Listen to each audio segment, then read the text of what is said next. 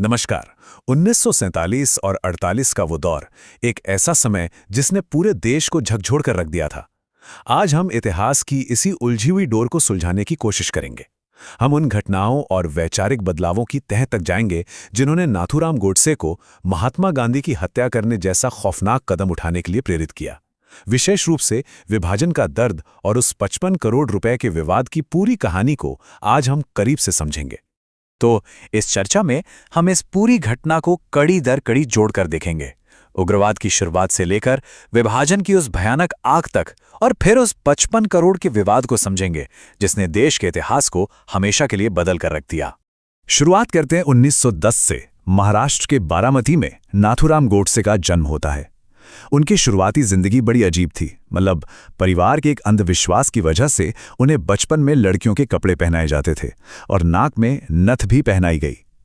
लेकिन जैसे जैसे वो बड़े हुए, उनके अंदर मराठा इतिहास और दुनिया भर की राजनीति को लेकर एक गजब की उत्सुकता पैदा हो गई। अब यहाँ एक बहुत ही दिलचस्प मोड़ आता है। 1930 के दशक में गोडसे गांधी जी के सविनय अवज्ञा आंदोलन के पक्के समर्थक थे, एकदम अहिंसा में विश्वास रखने वाले। लेकिन फिर 1932 में उनकी मुलाकात वीडी सावरकर से होती है और सब कुछ बदल जाता है। सावरकर के विचारों से प्रभावित होकर गोडसे को लगने लगा कि देश के हितों की कीमत पर अहिंसा का पालन करना महानता नहीं है, बल्कि ये तो बस कायरता है। और फिर आता है 1946 का साल, वो साल जब ये वैचारिक बदलाव एक भयंकर चरमपंथ में बदल गया। देश बंटने की कगार पर था। जरा सोचिए उस वक्त का माहौल कैसा रहा होगा। 1946 में नोआखली के भयानक दंगे और डायरेक्ट एक्शन डे की हिंसा। फिर 14 अगस्त 1947 को देश का विभाजन होता है और एक ऐसा शरणार्थी संकट पैदा होता है जिसने रूह कपा दी। दिल्ली के स्टेशनों पर जब लाशों से भरी ट्रेनें पहुंचने लगीं और बेघर लोगों की चीख पुकार मची, तो गोडसे का वो जो अखंड भारत का सपना था ना, वो पूरी तरह से टूटकर बिखर गया। इसी भयानक दौर में गांधी जी का एक कथित बयान सामने आता है।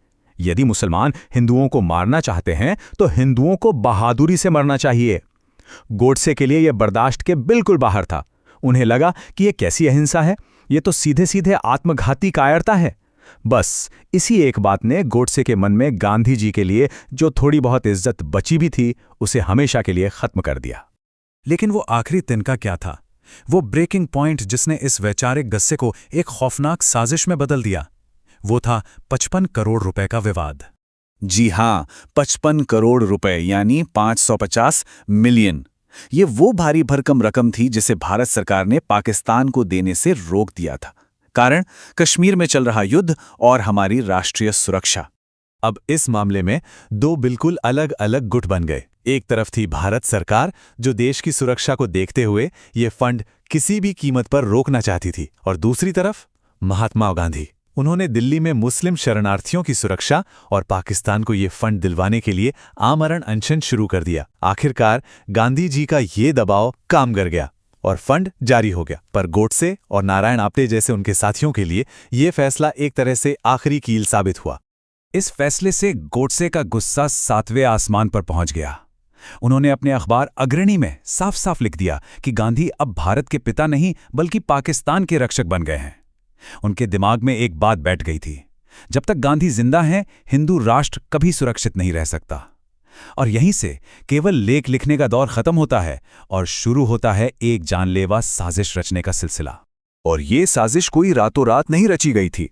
इससे पहले 20 जनवरी को भी मदनलाल पहावा ने बिरला हाउस में बम धमाका करने की कोशिश की थी, जो नाकाम रही। इसके बाद साजिशकर्ताओं को अपनी रणनीति फिर से बनानी पड़ी। गिरफ्तारी से बचने के लिए ये लोग लगातार भागते रहे। पहले कानपुर, फिर बॉम्बे और पुणे। फिर उन्होंने ग्वालियर में डॉक्टर परचूरे से एक इटालियन पिस्तौल हासिल की, 7 गोलियों वाली पिस्तौल। और उनकी आखिरी तैयारी हुई पुरानी दिल्ली रेलवे स्टेशन के वेटिंग रूम में। यहाँ एक बहुत ही ध्यान देने वाली बात है। किसी ने गोडसे को बुर्का पहनकर हमला करने की सलाह दी थी, पर उसने साफ मना कर दिया। उसका कहना था कि वो कोई कायर नहीं है जो छिपकर वार करे, बल्कि वो एक सिपाही की तरह सामने से अपना काम करेगा। अब जरा दूसरी तरफ देखिए। 30 जनवरी 1948 की सुबह गांधी जी को पता था कि उनकी जान को खतरा है, लेकिन उन्होंने अपनी सुरक्षा बढ़ाने से साफ इनकार कर दिया। उनका मानना था कि अगर मुझे मरना ही है तो मैं अपने लोगों के बीच मरना पसंद करूंगा।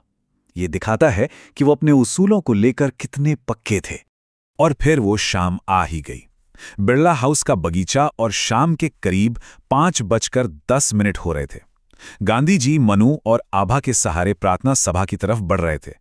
ठीक 5:17 पर खाकी जैकेट पहने गोडसे उनके सामने आता है। उसके हाथ में संतरे थे। उसने थोड़ा झुककर कहा, नमस्ते गांधी जी। फिर उसने मनु को एक तरफ धकेला और बिल्कुल करीब से 3 गोलियां चला दी, सीधे जांग, पेट और सीने पर।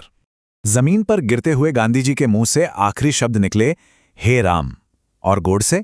उसने भागने की कोई कोशिश नहीं की। उसने अपनी पिस्तौल हवा में उठाई और खुद ही पुलिस को आवाज लगाई ताकि सब देख सकें कि यह काम किसने किया है। इस घटना के बाद जब प्रधानमंत्री नेहरू ने रूंधे गले से देश को यह भयानक खबर दी तो पूरा देश सन्न रह गया। इसके बाद लाल किले में एक विशेष अदालत बैठी। इस मुकदमे में गोडसे ने कोई वकील नहीं रखा। उसने खुद अपना 300 शब्दों का बयान पढ़ा।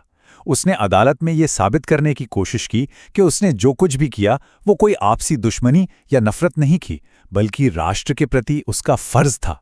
उसने अपनी तुलना सीधे महाभारत के अर्जुन से कर डाली कि जिस तरह अर्जुन ने अधर्म का साथ देने पर अपने ही गुरुओं पर हथियार उठाए थे, उसने भी वही किया है। उसने अदालत में कई बातें रखीं। उसका दावा था कि गांधी जी के विचार देश की अखंडता के लिए खतरा थे। उसने उसी 55 करोड़ के विवाद और विभाजन के दर्द का हवाला दिया, गांधी जी पर हिंदुओं की अनदेखी करने का आरोप लगाया और एक मजबूत सैन्य ताकत वाले देश की वकालत की।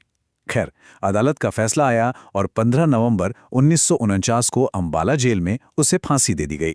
आपको पता है, जब उसे फांसी दी जा रही थी तो उसके एक हाथ में भगवद गीता थी और दूसरे में अखंड भारत का नक्शा, और उसके आखिरी शब्द थे, अखंड भारत अमर रहे।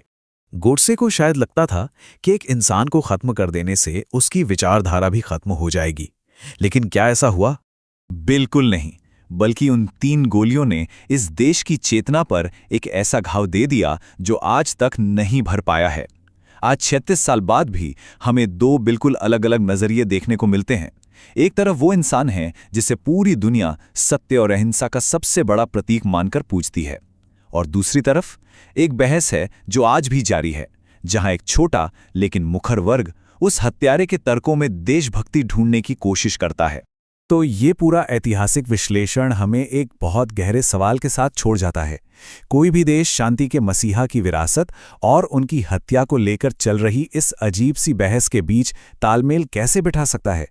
यह एक ऐसा सवाल है जिसका जवाब शायद हमें आज भी खोजना है। इतिहास के पन्नों से जुड़ी इस अहम चर्चा में हमारे साथ बने रहने के लिए आपका बहुत बहुत धन्यवाद।